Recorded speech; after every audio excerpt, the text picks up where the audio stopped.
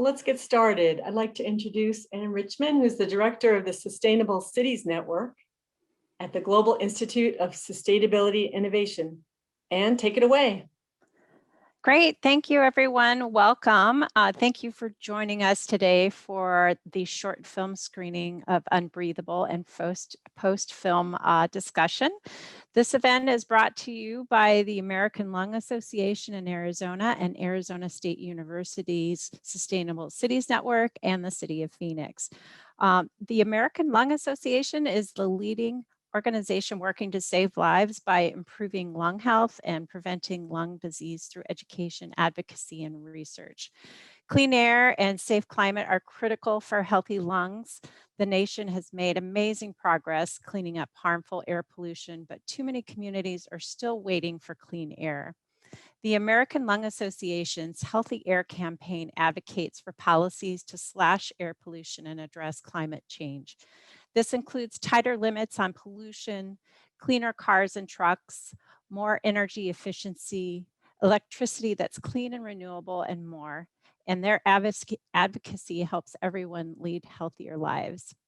So as Lauren mentioned, my name is Ann Richmond. I'm director of ASU's Sustainable Cities Network, or SCN as we call it. We are honored to partner with the American Lung Association today for this documentary film screening.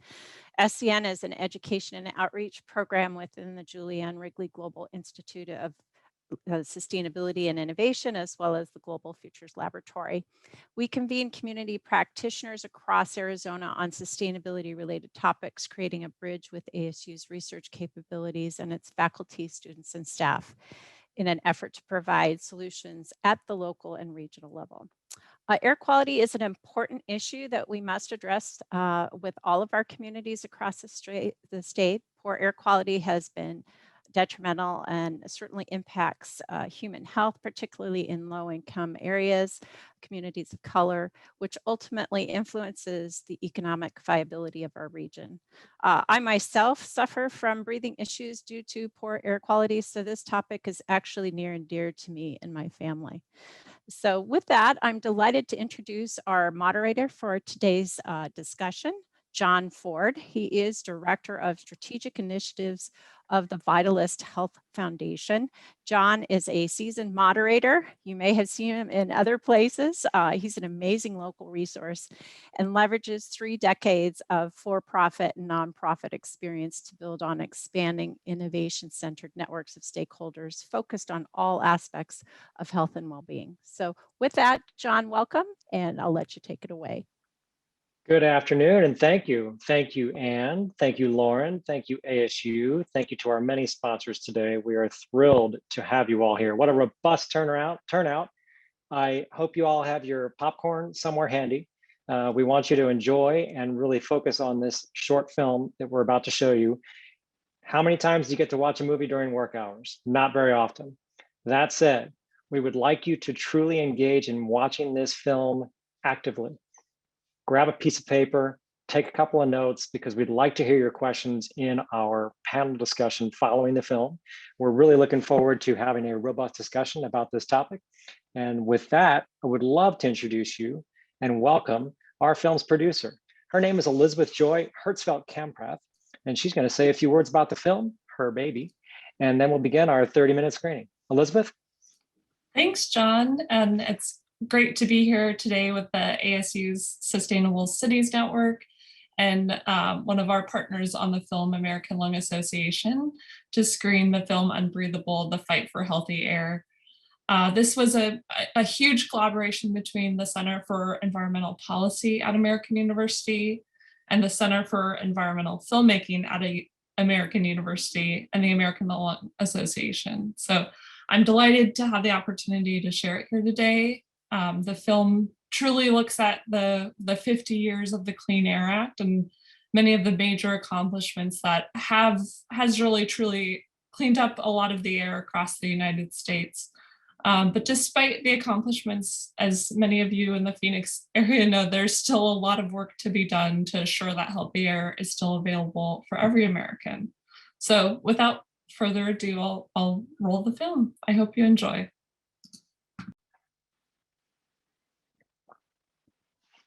All right, everyone, welcome back. And thank you, Elizabeth, for an amazing film. It's great to be able to share this with all the participants in this webinar.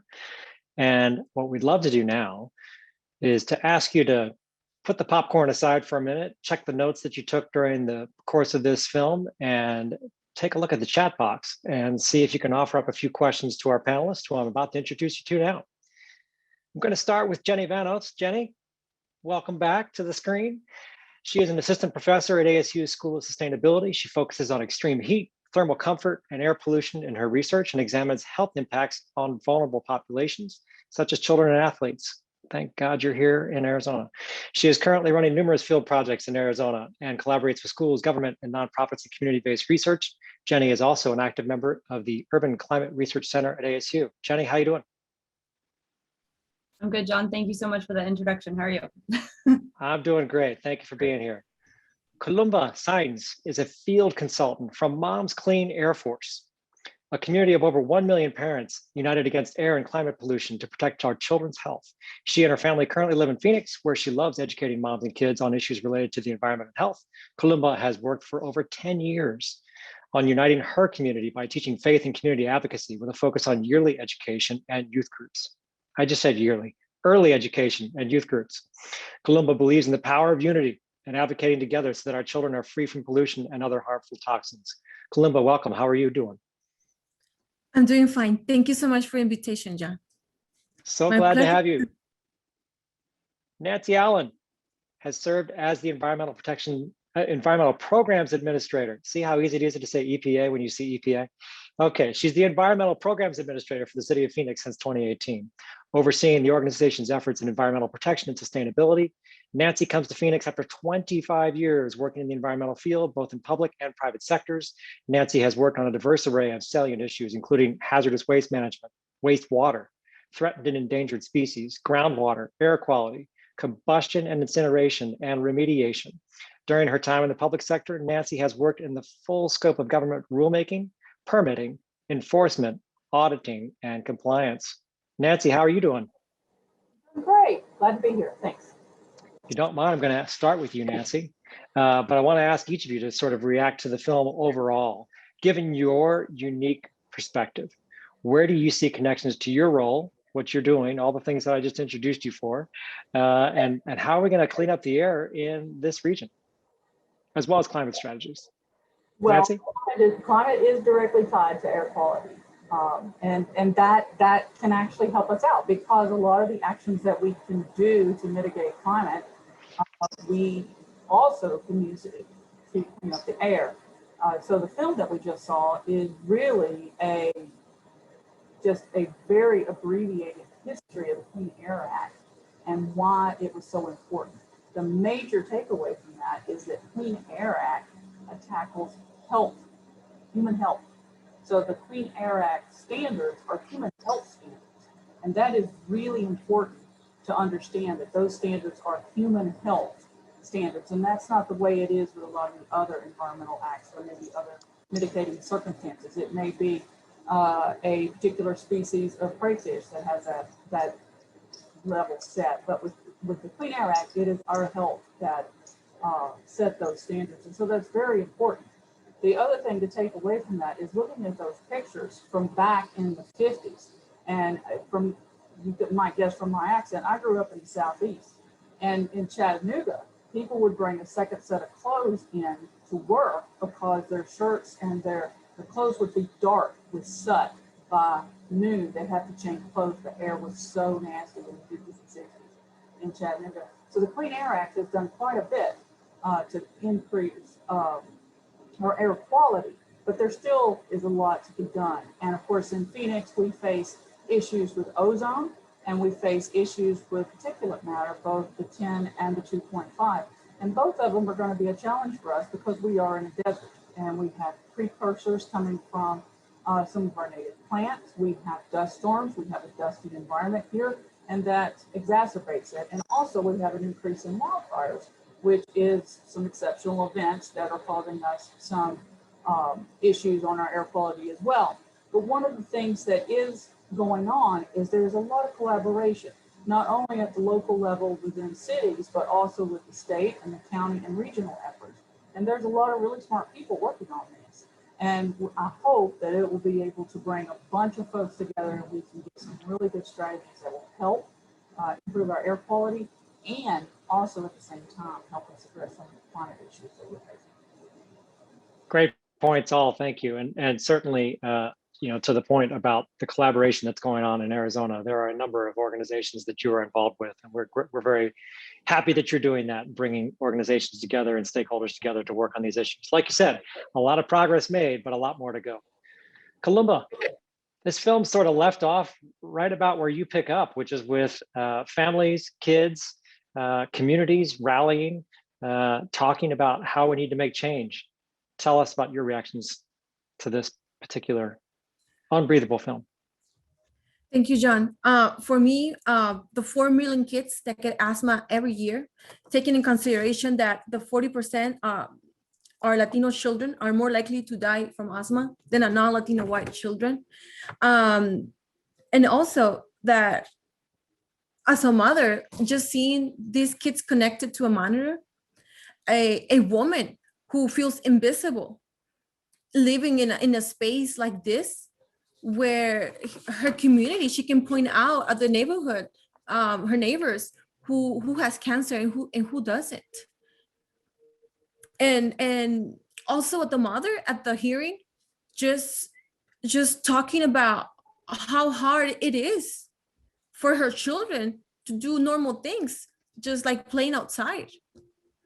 So I take her question with me where she says, how long are kids expected to play inside? And why should they be expected to play inside? And as a mother, my mother made sure that I grew up connecting to nature. And now I know it's up to me to fight for my children, right, to breathe air.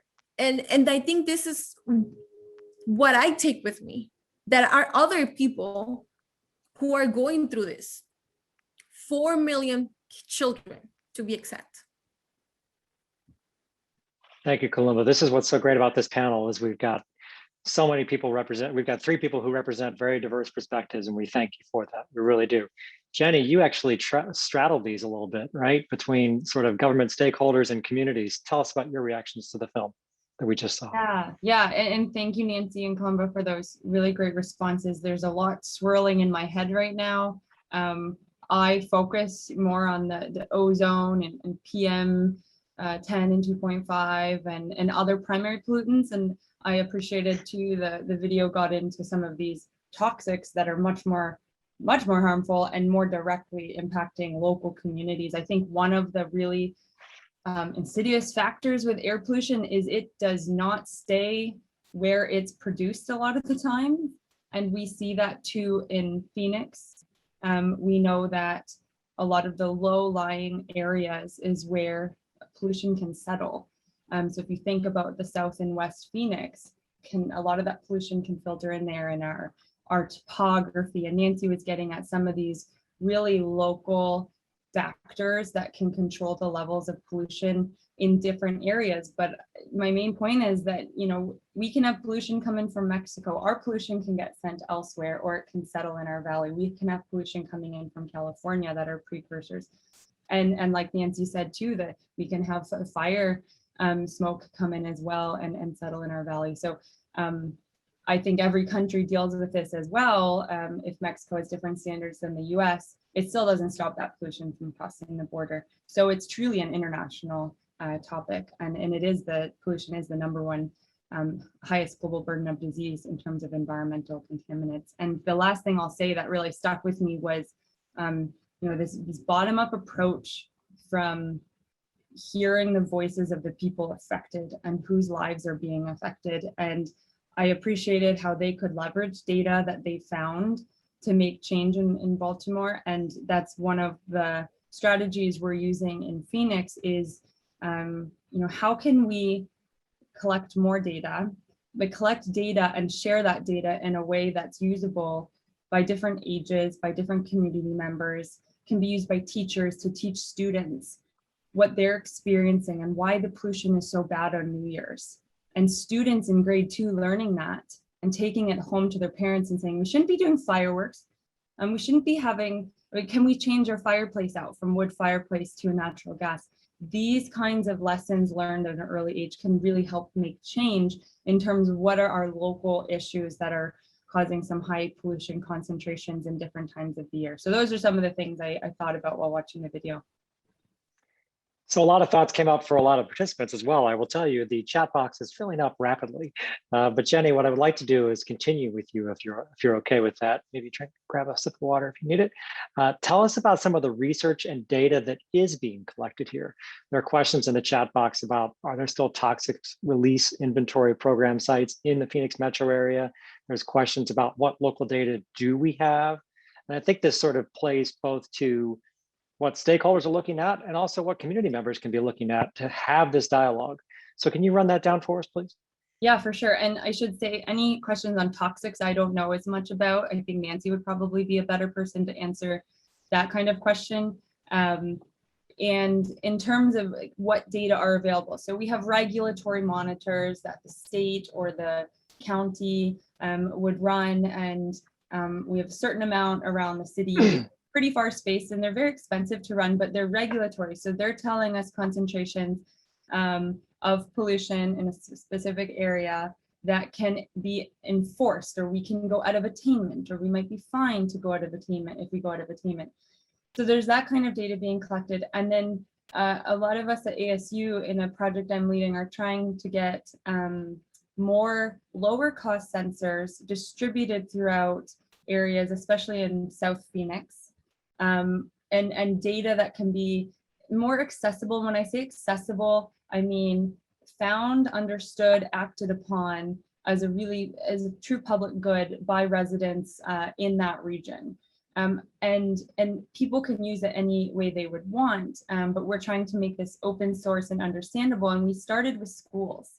And so we have quite a few, I would say about 8 schools on board who have their own air quality monitor, can look at their own data, can use that localized information for making decisions. Now with COVID, we haven't been able to test out much of that yet, but with schools going back in, and now especially we're, spring season moving into summer, we can start seeing how those schools might use that information, how a school nurse might use that information to make decisions on whether or not it's safe for kids to go out and play. Or another potential outcome could be investing in green infrastructure as barriers to busy roadways for schools that are on busy roadways.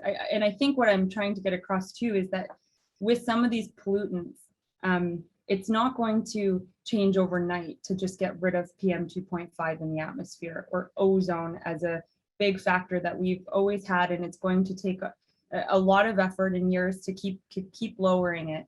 And so we want to think about solutions that are localized and can decrease concentrations, especially to kids in places that they do want to get outside and play. And so like the mother said, why should my child have to stay inside and play because this road has idling vehicles on it, for example? We don't have those big factory examples like in Baltimore, but we do have other local industry examples, wood burning fireplaces, and a lot of traffic here. And then we have the right ingredients for high levels of PM and ozone in the valley. Yeah, and like any place, we have our concentrations of industrial use.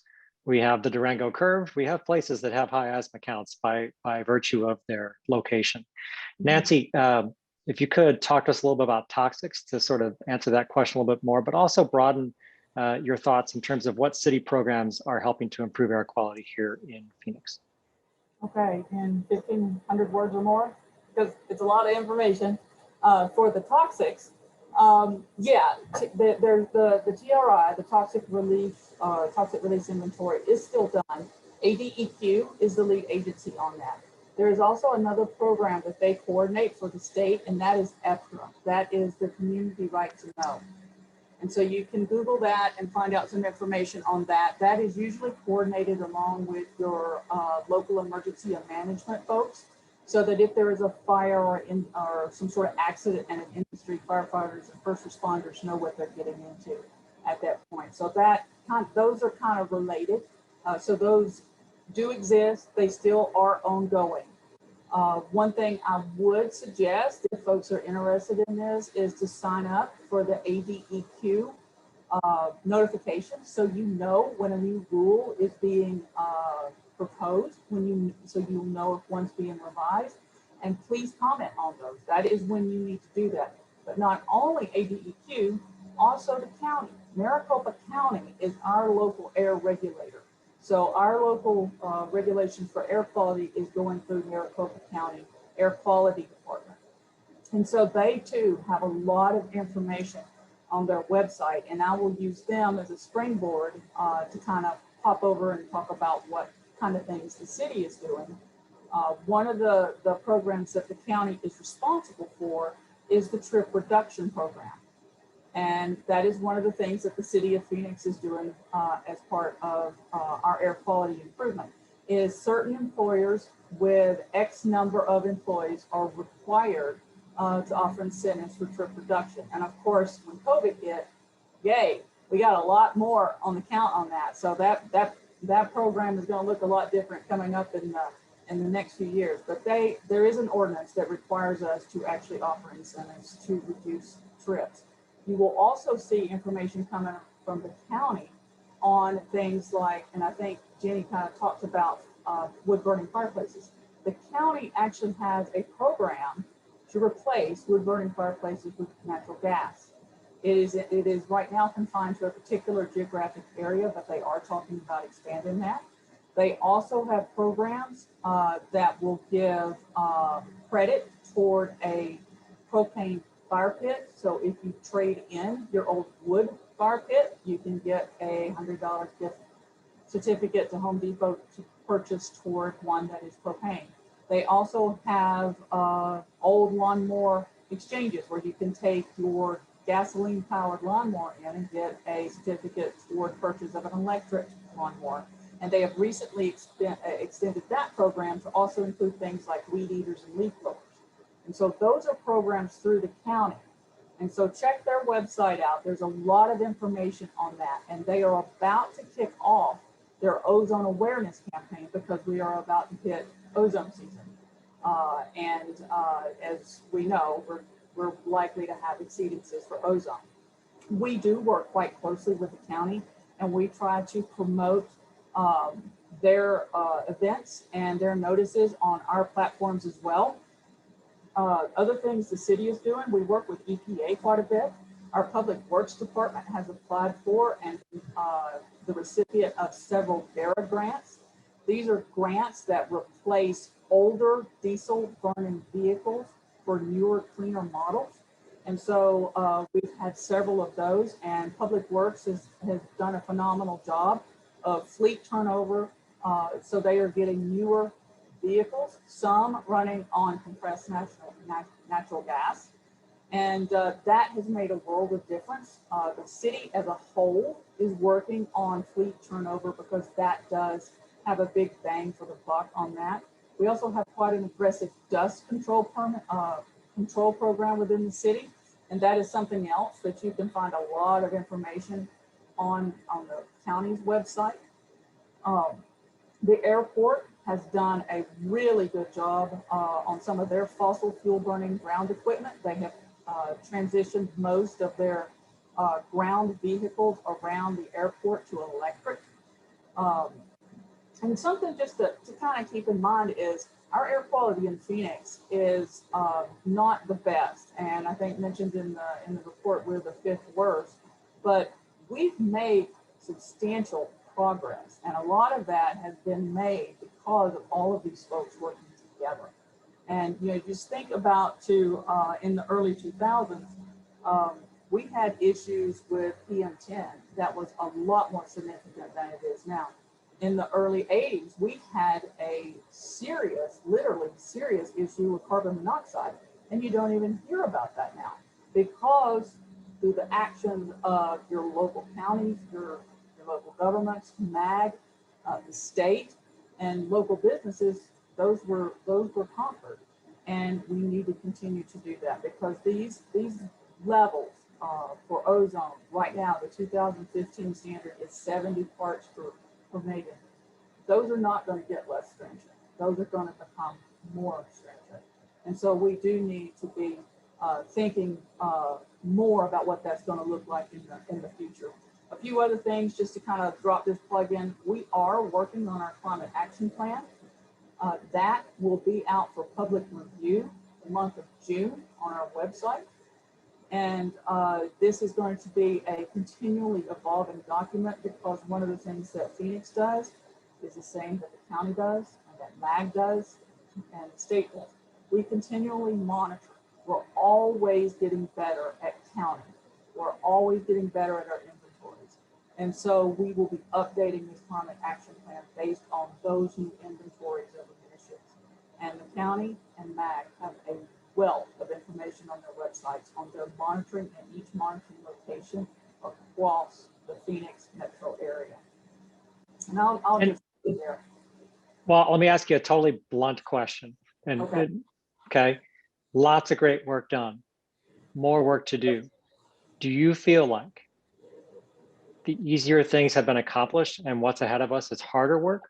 Or is there more room that you can see that's workable right here, right now, that we can do? Well, whether or not it's easier in the past, I don't know about that, because in the past, although it was easier for them to see a visible mark, because they had such, I mean, if you have a glass that, you know, is completely full of water and you have a teaspoon of sugar in it versus a glass that is half full of water with a teaspoon of sugar, you got two very different concentrations. And so it's a lot easier to make progress on the one that's got a lot more concentration in it than it is for the one that's less. So we've made progress. But when they were doing that, when the county, the state, and all of these folks before us were doing that, this was a new road to hope. They were inventing as they went along. So we have that advantage of lessons learned from what they did. And we also have the advantage that we have a lot more technology that can help us out. We are more virtual, and we have the just phenomenal resource of spatial data. And that gives us a fantastic advantage. We also have made great strides in modeling. And that's one of the things that COVID has taught us, that the assumptions that we made with modeling, we don't know what we thought we needed. And so now they're going in back and they're rethinking some of these models on, maybe we need to weight weather a little bit stronger. Maybe we need to consider this interstate transport a little bit stronger, because we don't know what we thought we needed. And we're learning from that. We're learning from the past. So it's going to be difficult. Air is never easy, but it is doable. Great, thank you. Columba, thank you for your patience as we have run down a lot of things about data and policy and research and statistics. But no less than Henry Waxman in the film made it very clear that this is not just the job of government. It's not just the job of business, it's also the job of citizens to be involved. So talk to us about how residents can and do affect change at the local and state level. And I want to flavor that a little bit with a question that came through the chat, which reads like this. Our neighborhood is right next to a metal recycling factory. There are explosions, fires, and chemical smells that come from it. We've been working with them, and they have provided an air quality report, but only released a short summary. Are there any resources for our neighborhood to be able to have a less biased report so that we know what we're dealing with? Which I think is also a question of what can and should we do? How would you respond to those thoughts? As a mother that lives in South Phoenix, as a mother that has experienced the impacts of climate change in my oldest daughter when she was 3 years old, where she was the doctors wanted to give her asthma medicine when she didn't have any respiratory issues, and I didn't have any answers. I would say that we need to use our voice at every level of government where decisions are being made. It's either local, state, or federal. There are bills right now that are being created and proposed, and our silence as a community can jeopardize the health and the well-being of so many communities, but especially the Black and Brown communities.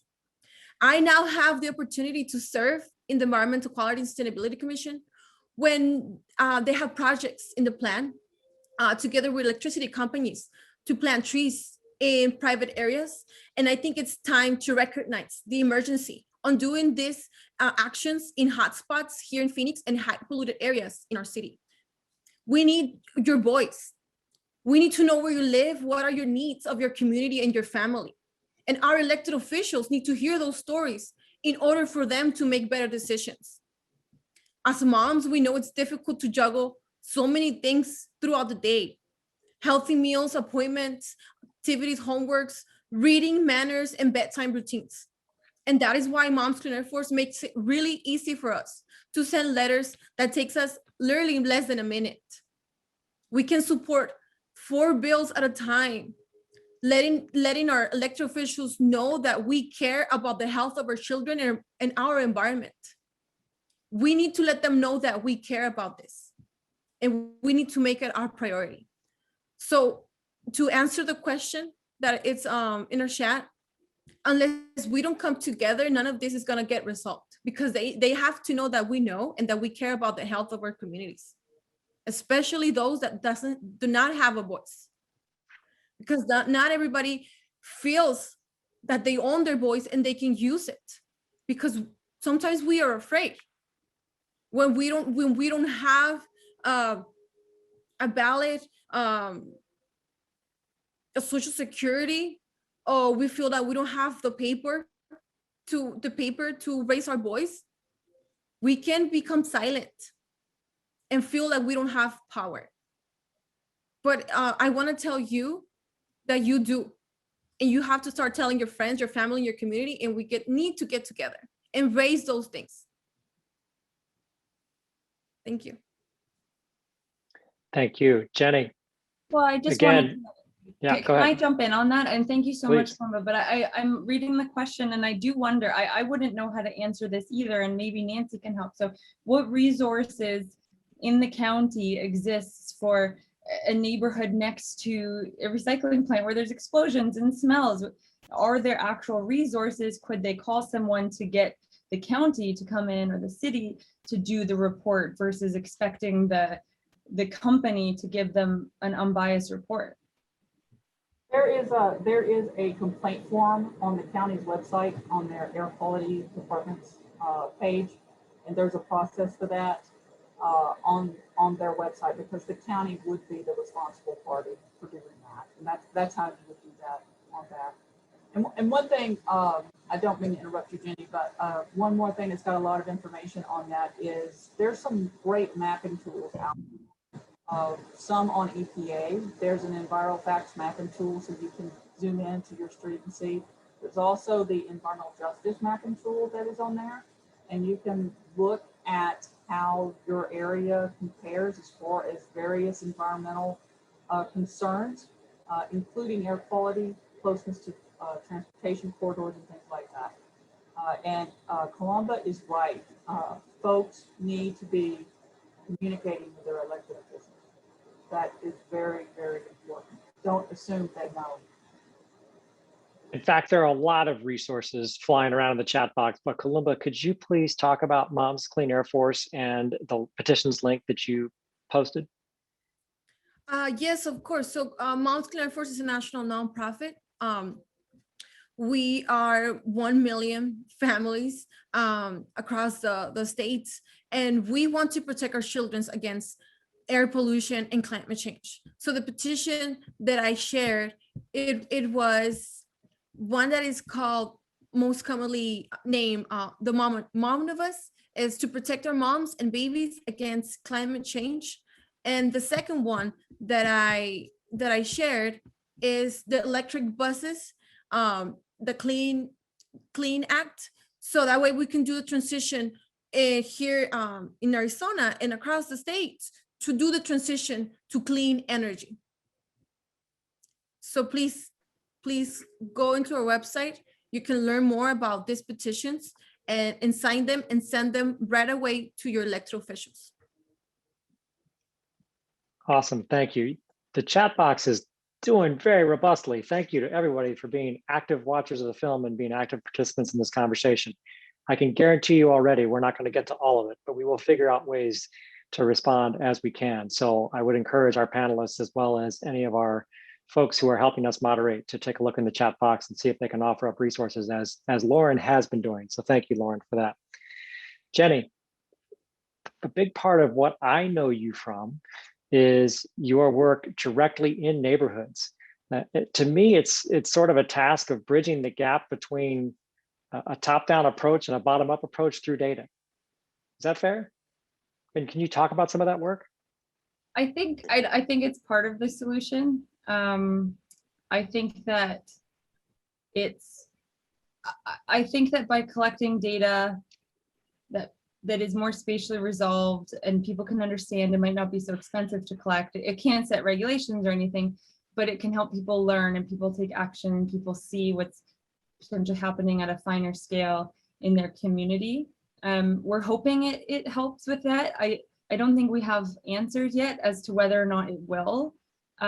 We want it to empower people. We want it to bring people to the table. We want it to get people talking about this, whether it's a student at school that sees the sensor and is starting to, do the EPA flag program at their school, or parents who recognize that the concentrations are high on a certain day, and maybe there's something they can do about their wood burning, or about what time of day they go out, or speak up, make change, sign some of these petitions, talk to their local representatives, talk to their communities, and find ways to act upon it. I think that we don't necessarily know how the data can help, but we know that empowering people with data, whether it's air pollution or extreme heat information, which we study a lot at ASU as well, can really help drive conversations and drive change, and just help understand what people are truly exposed to. And I think heat and air pollution are similar in that,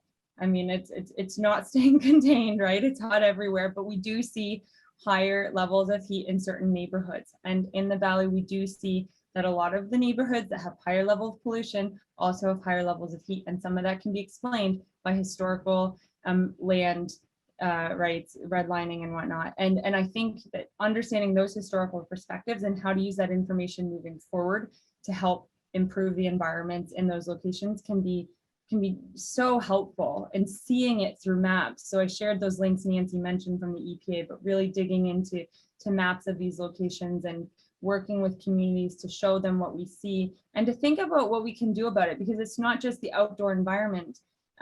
What we're exposed to as an individual for air pollution and heat differs tremendously across people. Indoors, outdoors, what our job looks like, if we're driving with air conditioning or our windows down, if we're living in a home that has really good insulation and HVAC versus a home that is completely open to the environment and doesn't have air conditioning or good HVAC or good protection from pollution, if there is really high pollution. And those are important factors that we do know affect whether or not people will be at a higher risk of respiratory disease related to air pollution. And so there's a lot we can do around protecting people indoors from air pollution that also coincide with protecting people from heat if we can work to retrofit some of these homes. And so I think that finding those wins that are like double or triple wins on some of these environmental issues we deal with in the Valley is really, really important. And some of those are even super low tech, like a window screen that actually acts as a filter as well for particulate, correct?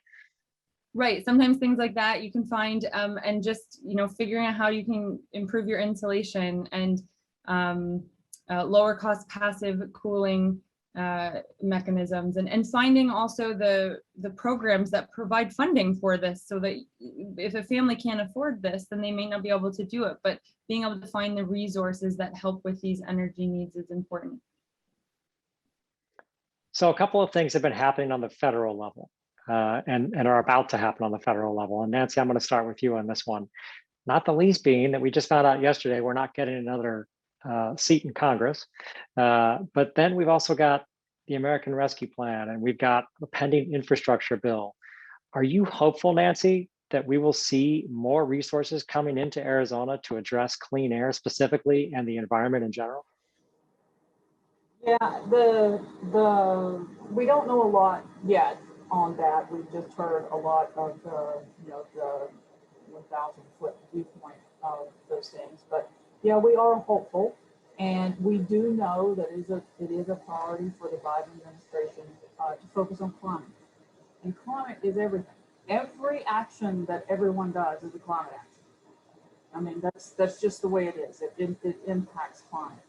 And so we fully expect that we will be seeing more action toward clean air, toward clean water, toward resilient infrastructure, and not just resilient for like Hurricane Sandy, but other types of disasters. Wildfires are one that that's very real for us here in Arizona. Extreme heat is very real for us in Arizona. There was a report out not too long ago on the vulnerability of Superfund sites to climate change. And, we've got Superfund sites in Phoenix and in Maricopa County and in Arizona. So there will be resources on those. What those look like, we don't know yet. The Biden administration did bring us back into the Paris Climate Accords. Phoenix is a C40 city now. We've been that for over a year now. On May 5th, we will have an action before our city council asking that Phoenix becomes a signatory city on the C40 Clean Air Declaration. That'll be. And you might want to explain what C40 is just real quickly. So C40 is a global network of cities that these are mega cities that we are proud to be part of. Our mayor is, responsible for that, and she's proud of that as well. And it gives us a network of cities to work with. So an example of that is that I have been working with a small group that includes LA and Mexico City on air quality, because they have very similar situations like we do. They're much larger, but they have pretty much the same issue with ozone, and they're in valleys, and they have desert environments, and they have heat. So we have very similar issues. And when Phoenix came in and we brought that up to C40, that our issue with air was really ozone right now. They didn't have that many cities that had that problem. Most of it was particulate matter, 2.5 and 10. So they set us up with LA and Mexico City, and we have been working with them ever since. And so it brings us together in a network that is much easier for us to communicate and collaborate across lines, where it would be much harder if we did not have C40 there in place. So we are hopeful to be a signatory city on the Clean Air Declaration from C40 after May 5th. Fantastic. All right. You guys ready? I need all three of you to have your mics off and be ready, because what I'm going to do is start firing off questions from the audience. And if you have an answer, I want you to give it. If you don't, hands up because you give up. Ready? Here we go. What can we do to reduce dark money's stranglehold on solar? It's nuts that we aren't using more solar here in Arizona. The 1990 Clean Air Act was bipartisan. How can we get a majority of legislators on board to do this? Anybody?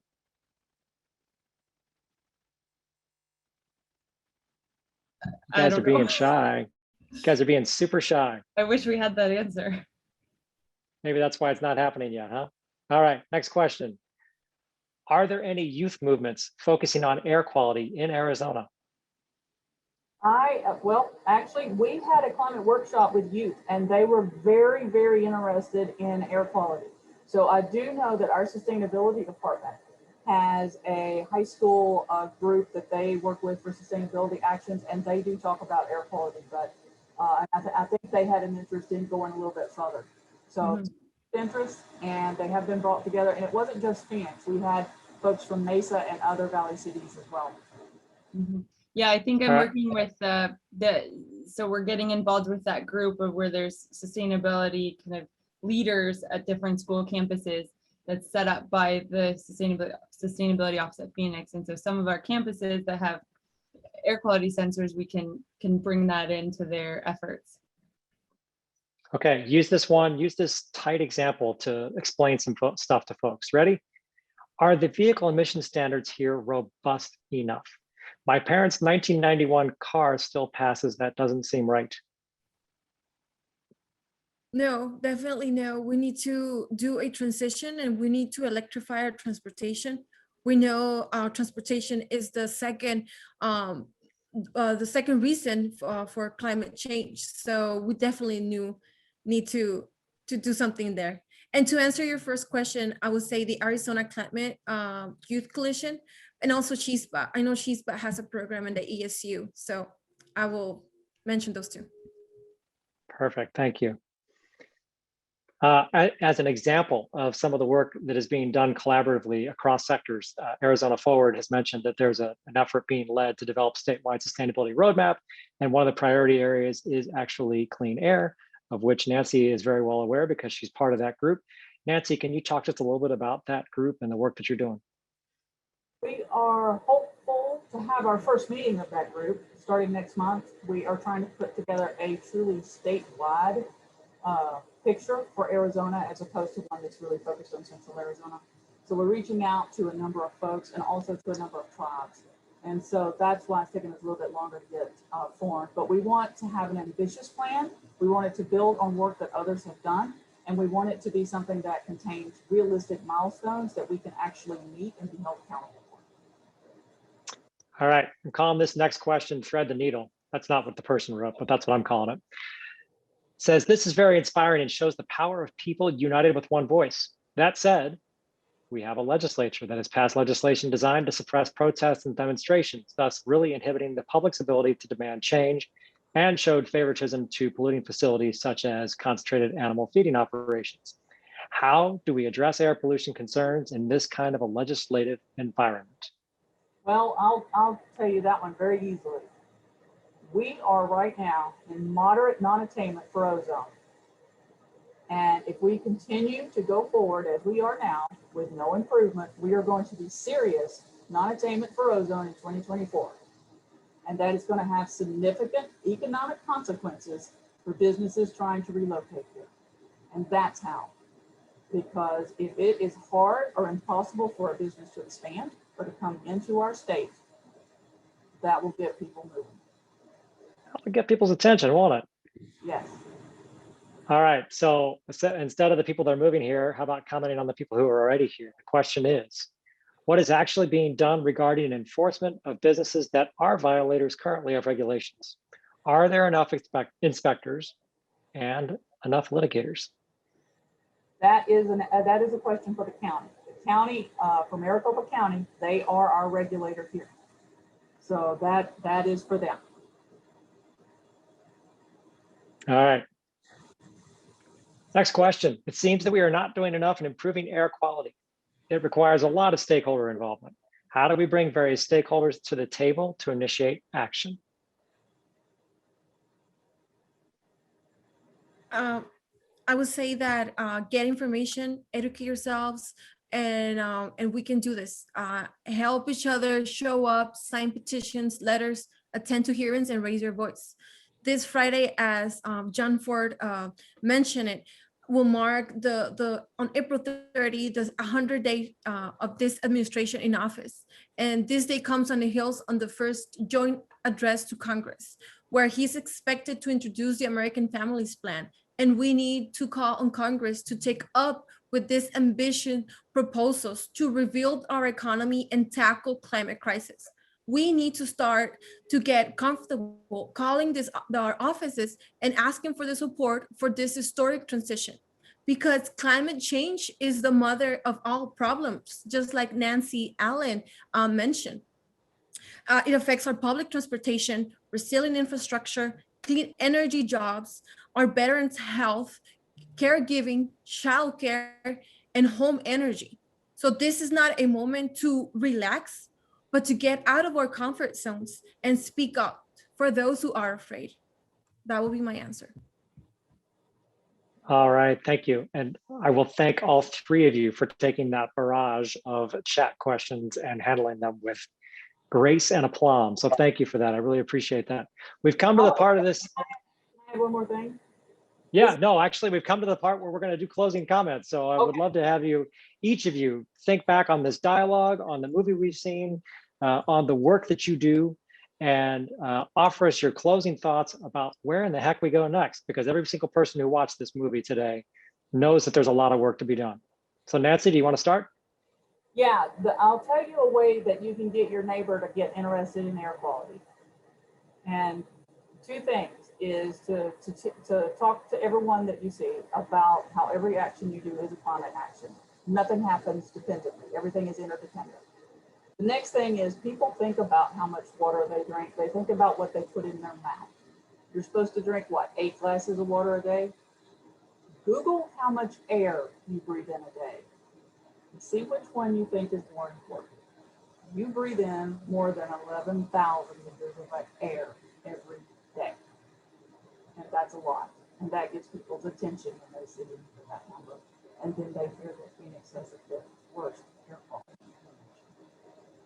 Well done. You know, the movie started with the 20,000 breaths a day, and you just, nice linkage. Really appreciate that.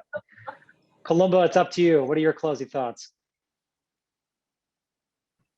I would just like to invite everybody to speak up, to use their voices, and just join a program that can help them to do that. I know that with Moms Cleaner Force and Ecomadres, just as Jenny mentioned, we just want to empower our community to speak up about these issues that are affecting our children, our communities of color, especially Brown and Black communities.